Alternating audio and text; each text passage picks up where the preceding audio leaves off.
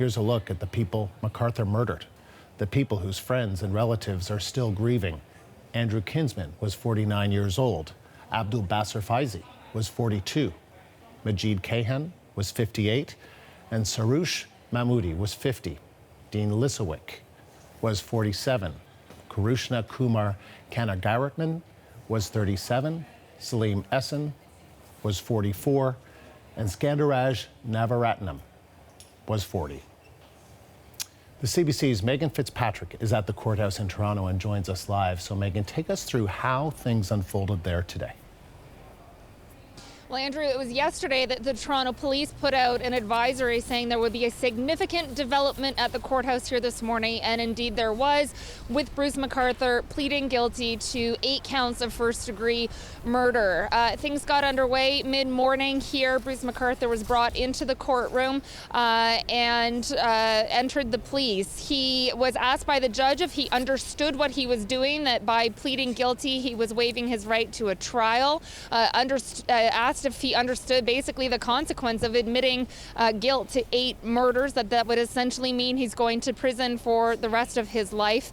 The names of the 8 men he was accused of killing were read out in court, and Bruce McArthur said guilty 8 times in court. There was a sort of an abbreviated statement of facts read into the court and provided afterwards, which outlined some of the basic facts of the case, including how the murders occurred over a 7-year span from 2010 to 2017. Some rather grisly details in that statement of fact, Andrew, describing how Bruce McArthur murdered his victims, dismembered them, and disposed of their bodies at this property in Toronto, a home where he worked as a landscaper. We already knew that police had found the remains of 7 of the men in large garden planters at that home. The remains of an 8th victim found in the ravine beside the home.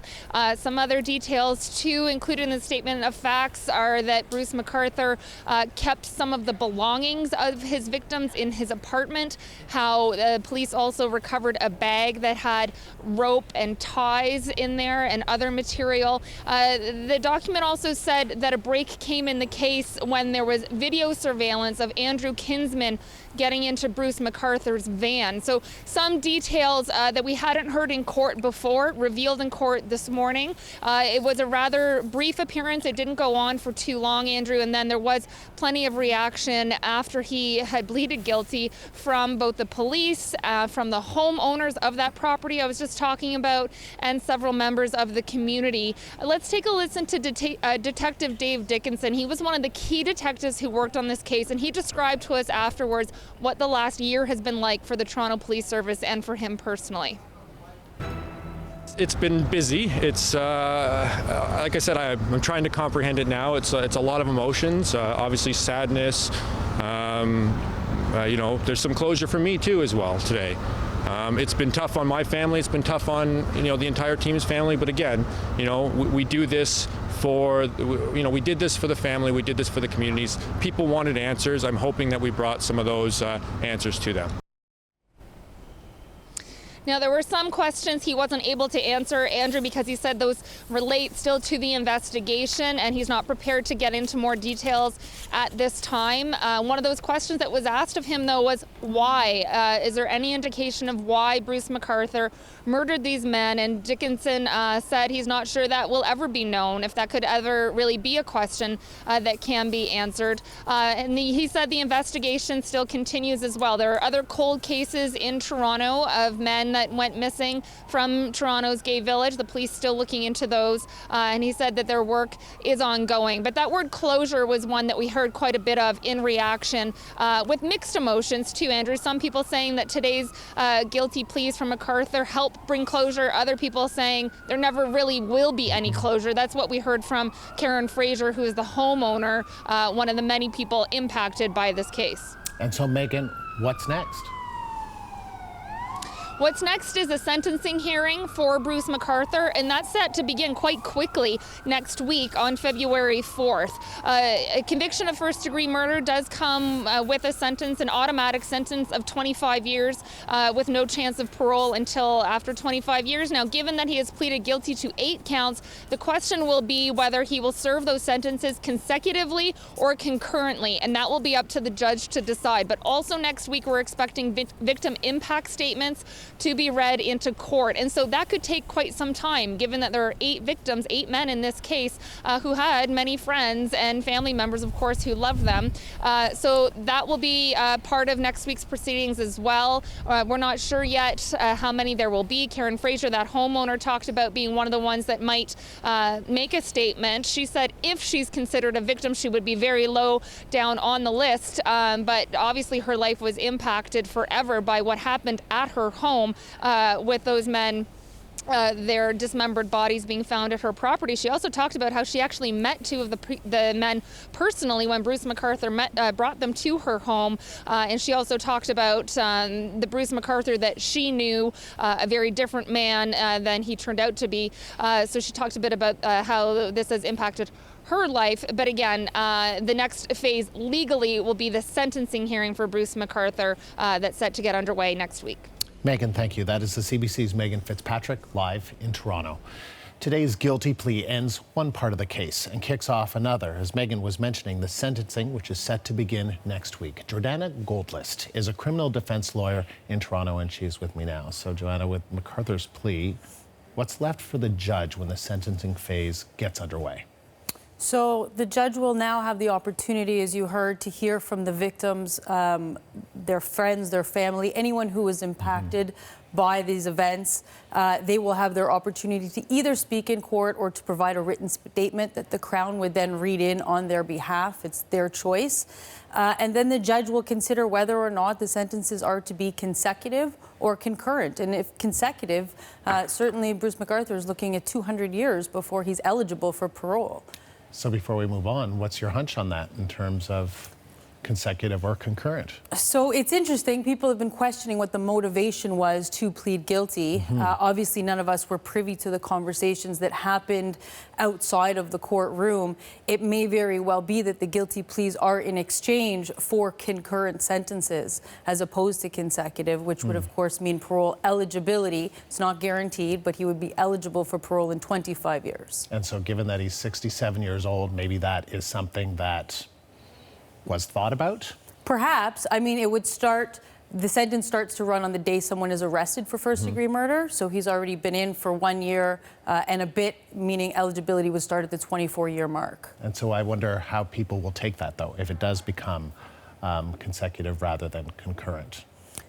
Or if it becomes concurrent rather than consecutive. Certainly. I mean, at the end of the day, it means that he would be 92 before he would even be eligible to apply for parole.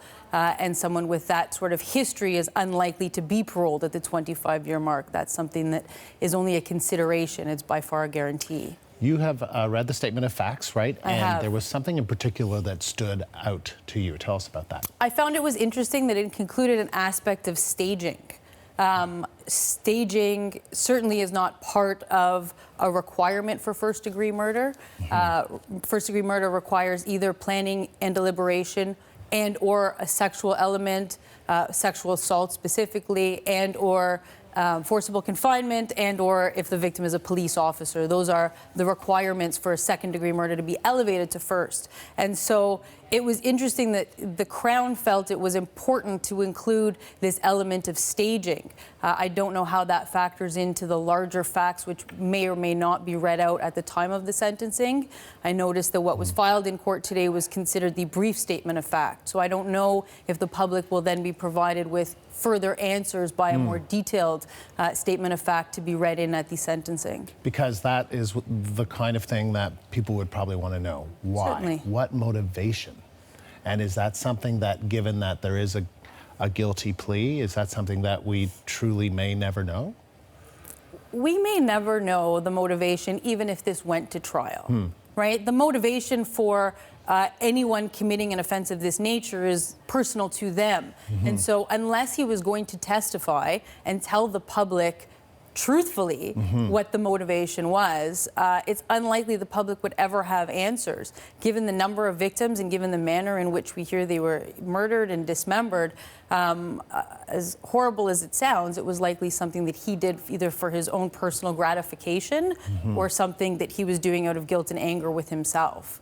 Any psychology on murder has that element to it, and I don't know that we would know from the Crown's case even if this went to trial. Is it unusual for a serial killer to plead guilty to all counts of first-degree murder, in this case 8?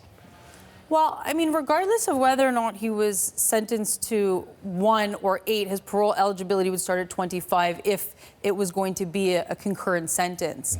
And for a murder of this nature, it wouldn't really make a difference. What's interesting is anyone pleading guilty to first-degree murder, there's little motivation given the fact that the sentence is so fixed. The only consideration for the judge, regardless of anything he hears, either about motive, personal circumstance of Bruce McArthur, the impact this had on the victims, the only option is whether or not he will be fixed with 25 years or 200 years for parole eligibility. Is there some kind of condition in prison that could be different based on this guilty plea? No, the judge actually has no direct impact on where he will be sent for serving his sentence. Now, in some circumstances, judges can make recommendations, but most certainly Corrections Canada does not need to follow court orders on where he would be placed. That's interesting. All right. What do you think the victim impact portion of this will mean, and how much weight will a judge give that portion of the sentencing hearing? So victim impact statements are now required by law to be offered to victims. So obviously victims don't have to participate in this process, but it is mandated by law that all Crown attorneys provide victims of violent offenses the opportunity to speak and be heard in court. What impact this has on this case is, I think, going to be negligible. We can all assume what impact this crime had on the victims and the community at large. And by victims, I also include, the homeowner who now has to deal with the nightmares that occurred on her property.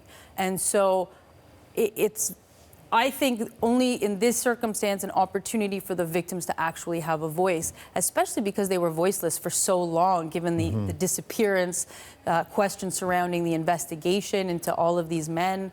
I think this is the opportunity for the families to have that voice in the court process. And what about the relationship between the LGBTQ community and the police? The police are going to be pleased today in the sense that they have, they have a guilty plea on all these 8 counts, but there are those that have been talking about this for years, and the police seem to not accept that or take it seriously. This guilty plea is not the product of anything the police did. Bruce McArthur's arrest most certainly is the product of their investigation, but the guilty plea is a result of Bruce McArthur making the decision to plead guilty, albeit with a review of the disclosure and the evidence against him as presented by his lawyer. I happen to know his lawyer and the law firm that is representing him. They are known to fight diligently for their clients. So if he's either being recommended to plead guilty, it's because they believe this is his only option, or it's his decision to not have his trial turned into a complete spectacle, which of course it would be given the need for the public and the demands of the families to have answers. Good to get your insight, Jordana. Thank you very much. Thank you. Jordana Goldlist of JHG Criminal Law in Toronto.